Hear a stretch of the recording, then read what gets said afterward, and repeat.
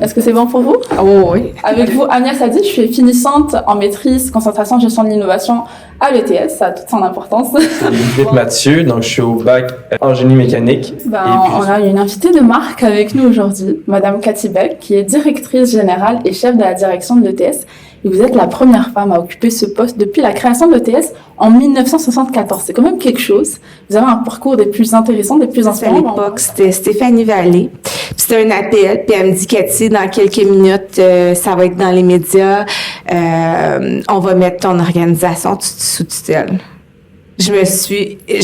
Mon monde s'est écroulé. J'ai dit, mais non, tu sais, j'étais jeune, j'étais ambitieuse, je voulais avoir une carrière. Elle m'a laissé cette heure-là, j'ai convoqué un CA extraordinaire, j'ai annoncé ça, puis ça s'était jamais vu dans l'histoire des ordres professionnels au Québec de mettre une organisation en tutelle. Je l'ai annoncé aux employés. Puis la petite anecdote aussi, j'hésitais à faire la course pour la présidence parce que, tu sais, moi, j'étais une ingénieure gestionnaire, puis je voulais pas faire le côté porte-parole, relations publiques, je n'avais jamais fait ça. Puis je m'étais dit, je vais rentrer en poste, je vais me cacher à l'intérieur pendant une couple de mois, puis je vais aller me faire former, puis un jour, quand je serai prête, je prendrai le rôle de porte-parole plus tard. Hey, j'ai pas eu le temps de me cacher puis d'aller me former. C'était 2 semaines, tourner des médias à la radio, à la télé, partout. Faites ça pendant comme un 24-48 heures. C'est clair. Et puis, quand je suis revenue le lundi, puis là, tout le monde me disait, démissionne, c'est injuste parce que t'es une femme, va déchirer ton chandail, fais des pancartes, tu sais. Fait que j'ai pris le week-end à moi, puis quand je suis revenue le lundi, je suis rentrée au bureau avec ma baby face de 35 ans.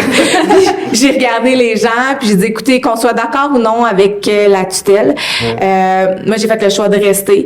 Puis ce que je veux qu'on fasse, c'est qu'on travaille en équipe pour se sortir de cette situation-là le plus rapidement possible.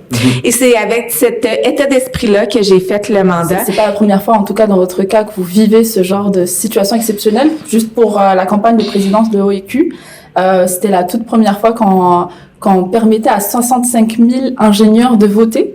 Généralement, c'était le CA. On vous a mis des bâtons dans les roues, faut le dire clairement, mais vous avez pu tout simplement garder la tête haute et vous avez remporté finalement ce que vous vouliez remporter.